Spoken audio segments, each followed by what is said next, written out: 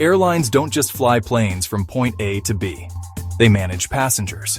From boarding to landing, a set of hidden flight secrets quietly guides your every move. You're being influenced more than you realize. When to sit, what to hear, even how you feel during the flight. It's all intentional. And the less you notice it, the better it works. And at the end, I'll reveal the one quiet rule even seasoned travelers never see coming. Let's begin. You sit down, plug in your headphones, and start browsing the in-flight entertainment menu. But did you know that on some planes, here's a tiny camera looking right back at you?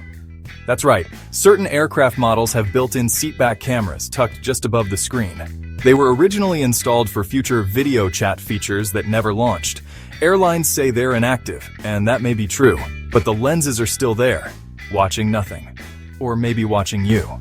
There's no light, no warning, and most passengers have no idea they exist. So the next time you settle in for a movie at 35,000 feet, check the bezel. You might not be the only one watching. You pick what looks like the shortest security line, only to get stuck behind someone unpacking a Thanksgiving dinner. But here's the twist. Some security lanes are designed to be slower. Why? Because airports need to manage passenger flow beyond the checkpoint. If the gate area is too crowded, TSA may subtly pace certain lines to buy time. They also watch for behaviors. If you look nervous, distracted, or pack oddly, you may be funneled to a lane with more scrutiny. And yes, it helps keep staffing balanced. Not all lanes are created equal, and some are meant to feel slower, so the rest of the system keeps humming. You know that moment when you leave the gate, and suddenly step into a jet bridge that feels like a meat locker? That's not a glitch, it's on purpose. Airports and airlines keep jet bridges cold for one key reason: to keep you moving. Freezing air makes people walk faster, discourages crowding, and speeds up boarding without a word. It also helps regulate the heat spillover from the terminal and plane. But mostly, it's behavioral. Too warm, and people linger. Too cold, and you shuffle along like a polite penguin. It's silent crowd control. And you've probably never questioned it. Until now. You're walking past duty-free. Maybe you weren't even planning to buy anything. But suddenly you feel drawn in. That's not coincidence. That's scent zoning. Airports and retail partners pump specific fragrances into certain areas to trigger emotion and memory. Vanilla near high-end shops. Citrus near checkout lines. These scents are designed to slow you down, make you feel relaxed, nostalgic, or impulsive. And the wild part? You almost never notice it. It's scent-based crowd control with a sales strategy. Next time something smells nice as you pass a store, check your wallet. You might already be spending. You probably don't think twice about the floor beneath your feet at the airport, but someone did. Airport tiles are intentionally chosen and arranged to control how fast you walk through certain areas.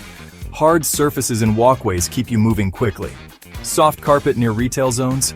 That slows you down just enough to look and maybe buy. The change isn't random. It's called behavioral flooring, and it's backed by psychology. Even spacing between tiles can influence your stride. You feel like you're just walking to your gate, but in reality, you're moving to a rhythm someone else designed. One step at a time. You scan your boarding pass at the gate. Beep, green light, you move on. But in some airports, that barcode isn't the only thing being scanned. Certain boarding passes come embedded with RFID chips. Tiny radio tags that track your movement throughout the terminal. They can log where you stop, how long you stand in line, and even which duty-free shops you pass by. Airports say it helps improve efficiency. But here's the catch. You're never told it's happening. You didn't turn it on. You can't turn it off. And yet your location may be part of a quiet data stream. Invisible, unseen, logged anyway. Now welcoming pre-boarding for those who need extra time. It sounds thoughtful, maybe even generous. But pre-boarding isn't just about mobility or assistance. It's a subtle tool for managing everyone else. When you see people start boarding, your brain gets triggered. It's happening. I better line up too. It builds momentum. FOMO. Even if your group is D and won't board for 20 minutes, you're already standing in line. That's not a mistake. It's psychology. Pre-boarding sets the stage for faster, smoother, and more obedient boarding behavior. It's less about help and more about herding. You finally find a seat near your gate. You sit down and instantly realize this chair was not made for comfort.